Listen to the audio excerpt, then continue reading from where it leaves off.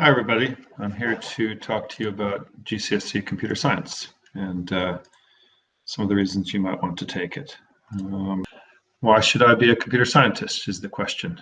And in this little talk, I'll talk about why you might want to pick the subject, some of the things that computer science has been involved in that have changed the world, what can you do with the subject, and what kind of people are good at it.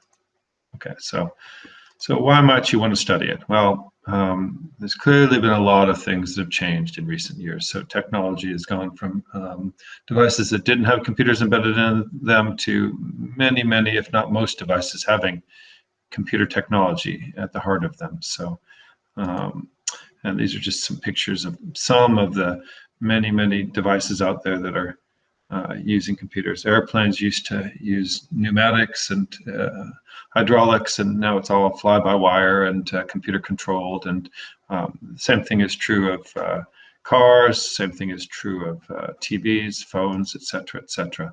And these changes are vast when you look at how rapidly they've changed. In just the last few years, we've seen these sort of huge growth in the use of different kinds of technologies, drones, virtual reality, which is still growing rapidly, self-driving cars, which are soon to appear on streets around us. Won't be that long, won't be that many years, certainly. And huge advances in medicine, a lot of them with computers at the heart of them. So a video here, I'll let you watch this in your own time.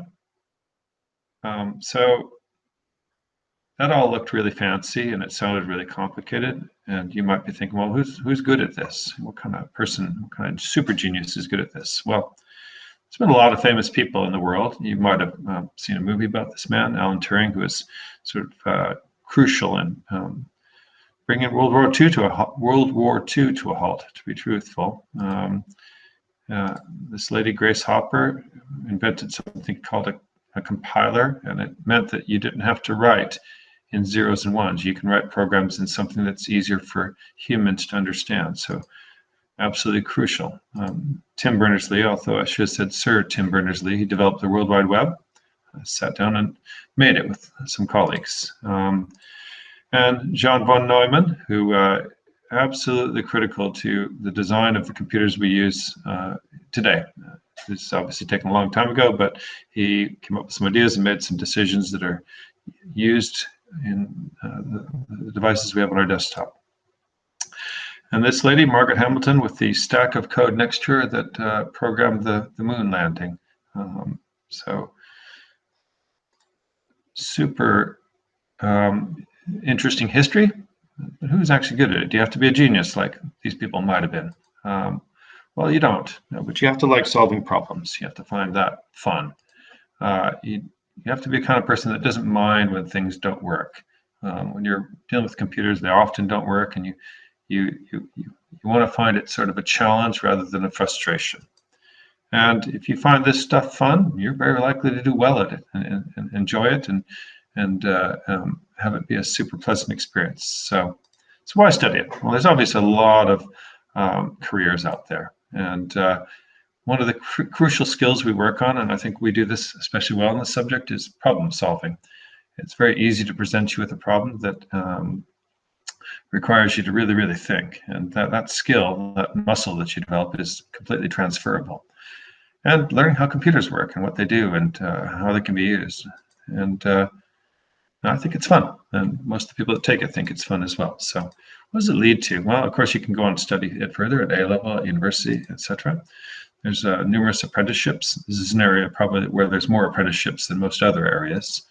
And there's lots of jobs. And just off the top of my head, I wrote some of the jobs that are out there that are growing. So networking computers together, artificial intelligence, cybersecurity, that's huge, robotics, coding, et cetera, et cetera. But that was just off the top of my head. There's absolutely mountains of them.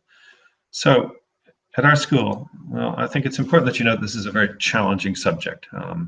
It's not an easy option. It's something that if you like the things I've described and you like the things that we're doing in GC and Year 9 computer science, then you won't mind the challenge. But there's weekly homework, no let up on that, and there's regular tests. So it's an academic subject, and we want you to do well if you sign up for it.